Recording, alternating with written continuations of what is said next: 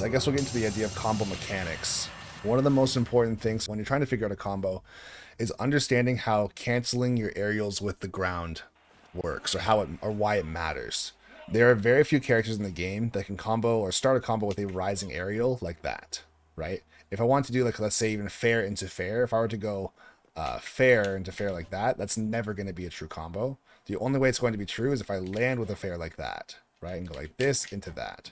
And is that what's known as auto canceling?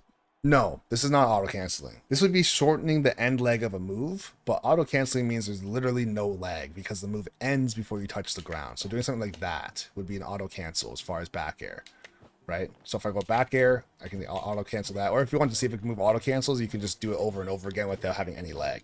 So down air auto cancels like that. However, if you do it late into the ground, it does have landing lag, right? So if I go like this, down air like this will have landing lag. But if I do down air like this, I can shield instantly, right?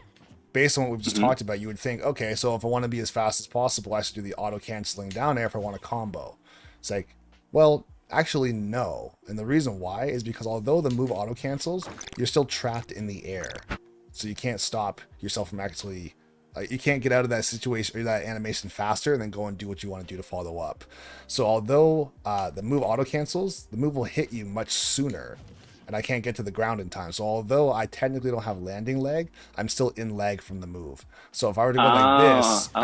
after the swing finishes, I'm still in the air and I have to get down, right? So Hmm. if I were to go like this, and then like try and go like that, that's not going to be true. Down there like this into fair, that would be true. That into that would be true. But rising into rising would not be true. Same thing with, like, let's say, you can even say maybe an easier example would be like using up air, because up air like this is also auto cancels too, right? As far as trying to play defense against someone else's move. So if someone has a move, like, let's say it auto cancels, let's say it has like 2 frames of landing leg, so they can immediately, like, let's say go falling up air, jab instantly, something like that. If you know that that's a thing, then yes, you have to play around that, right? As far as if I'm going to, like, go falling up air on shield, I can go falling up air on shield, spot dodge immediately, falling up air on shield, jab immediately, falling up air on shield, dash away immediately, and it's very hard for you to deal with that. Yeah, using up air as a bait is something that I do all the time, right? So as far as going like falling up air, you can even do like falling up air, slingshot up air if you want to try to approach with that a little bit, right? So go like that, to like get closer to somebody. Like I could do like falling up air right there, falling up air until I turn around up B like that if I want to. So with regards to making Okay. combos work with falling aerials or being able to cancel it with the ground, you do want to fast fall your aerials, Oh, got right? it.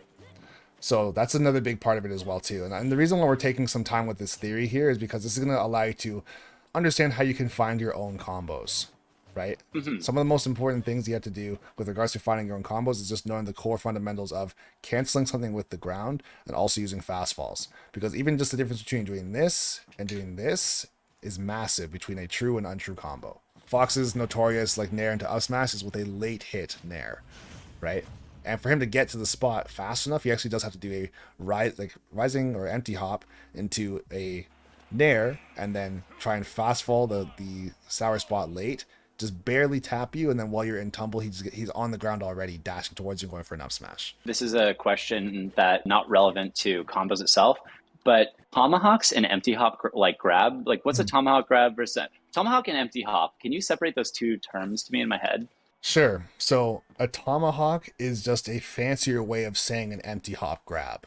There's no such thing as an Okay. empty hop grab that is not a tomahawk. If someone is punishing you out of shield very heavily, so instead of me landing on your shield with like nair, and then you just up me out of shield every single time, or you grab me every single time, instead, what the tomahawk grab does is it doesn't allow you to have the satisfaction of hearing the sound effect of me hitting your shield, or also if you hold your shield for a second, so fight your shield, you see a little white circle that comes out, it's kind of like a whitish green Uh-huh. circle. That's also a visual cue for the opponent to be like, okay, he's actually hitting my shield, I can up B out of shield, or out smash out of shield, or grab out of shield, right? But if I just jump in front of you, hold shield again, if I just go like that, you don't see it and you don't hear anything, so I can just go for a grab immediately, right? That makes sense. So it's a And if I base. could grab you from that distance, you can grab me from that distance. Yeah, it's basically to take away the visual and audio stimulus that a hit on shield gives. It depends on the move that they use. So this is where frame data would come into play. It depends on how minus it is. If I do something that's like -4 on shield, I could probably act before you can do anything to punish me, but you could act before me to defend yourself in some way. So if I did something that's -4 on shield, for example, you wouldn't be able to grab that, but you would be able to spot dodge, jump, or roll away from me. At least for me, there are combos, or like, I guess for Mithra, a lot of the stuff that you actually showed me an example of something that was not a true combo, but is still very useful as far as like down tilt, up tilt into like an F smash. If someone air dodges, you can 100% catch them with that F smash, right? With that being said, one of your other tools for setting up combos is also setting up tech chase situations or setting up jab lock situations, right? So I think, I don't know if we talked about dash attack very much last time. One thing I know is that if were I to like dash attack you, then I can jab lock you like that, right? Yep. So here's the thing with that as well. You can go for what I call as like a jab lock check. And what I do in that situation is if I were to knock you down like this, I'll dash up and go for one jab versus trying to get 2 jabs. Although I can get 2 jabs, 1 jab, how much damage does that do? Like 2%. So if I were to get two jabs in a row, it's like, okay, so that's 2%. It's not going to change the game for me at all. However, if I go for that second jab and you do happen to tech in place, and then you get your shield up, and I don't get to actually hit with the 2 jabs, because I was trying to do something then I grab fancy, you, and now then I get I'm like, reversed. it's my turn. Yeah. If I were to, let's say, I'll go for a dash attack to try and go for a jab or a jab lock. If you were to tech roll in and I go for 1 jab, I can typically turn around and go for another dash attack and hit you. The only way I won't hit you is if you shield instantly. Right? Let's see. So, we'll see. So I go like that, dash up, go like this. If you were to roll in, that's okay. Okay. So here's the thing too. This is where percent windows, we'll talk about it after you kill me with a forward throw after this. Here, and I throw. Yeah. All right, you win. I didn't even DI. So hold shield? Hold shield. So you can just roll through this like that. Oh, no kidding. You're right. You're absolutely right. And that okay, works, that's a great thing to know. That works for every character. So it's not like a Mithra thing. Anybody who has Okay, a multi jab. So if you try and do it too early, you might get stuck, or you might actually get foresight as Mithra. It's holding both shield buttons. There you go. So right there, nice. if you're fast, then yeah, you could even do that. So that's a Mithra thing, or like maybe a Bayonetta thing too. But as far as something that you should just know about, the amount of people that get stuck in the corner, like I'll just be like playing as Falco, I'll do the whole thing, it pushes me super far away, so I'm like at the end of my jab, like right here, and then they try and like, drop shield and like grab me, and I just roll away. It's like, all right. Meanwhile, they could have got behind me and F smashed me and killed me. Okay, that kind of worked. Okay. So at this percent, I'm definitely looking for stage control more than a juggle situation. So I would not be going for up throw. I'd be going for forward throw or back throw, depending on where I am. Got it. Like even here, down throw is going to give me a juggle situation since nothing combos at 120. And with this much rage, too. Couldn't remember. You do a good job of cataloging what I tried last. Oh, you bait. Oh, sad. I was going to say, with that Lightning Buster, too, this is a move that I feel like people got to use way more. This move is so stupid, bro. Like, the fact that the hitbox is gigantic behind is ridiculous. And you're not always going to get it, like, very heavily charged, but if you have a read, like, let's say for an air dodge, or a roll in, or, like, a get-up attack, and you throw out that charged Lightning Buster, even if you get it, like, 70 or 80% charged, it does, like, 30 damage, which is insane for Mithra. It's one move that does 30 damage. And if they're close, you can suck them in from behind. Yeah, and it'll if they're above, too. If they're trying to like jump over you and they're really low, you can probably catch them with those like hitboxes on the top. All right, let's do this. Oops, I'm trolling. No, he's nice. He's got reads. He's sick. Ah! So right there, notice how I went for a jab check, and then as soon as I saw I didn't get the jab lock, I jumped. Right? I didn't get hit. That's a good thing to try to go for. See? So something like that, right? You're at one jab, didn't get the jab lock, immediately just ran away. Okay, got away with him. Oh. Oh, okay. Try to get fancy. He just did it. Little stutter step. Thanks. Alright, I'm gonna go for it. I'm invincible. I am literally invincible. What's he doing? Side B. Oh, okay. Oh, okay. I just did it. I'm a sucker. Damn. So as far as just overall gameplay, I feel like there's a lot of aggressive options that you're trying to go for, and it's really finessing you. And what I mean by that is like just trying to land on me with like down airs, fairs, nairs, stuff like that. If you're fighting someone who doesn't have a sword, sometimes you can get away with that. Like if you're like, I don't know, if you're playing as a character like Cloud or Link or whatever, coming down with down airs sometimes is okay to get down.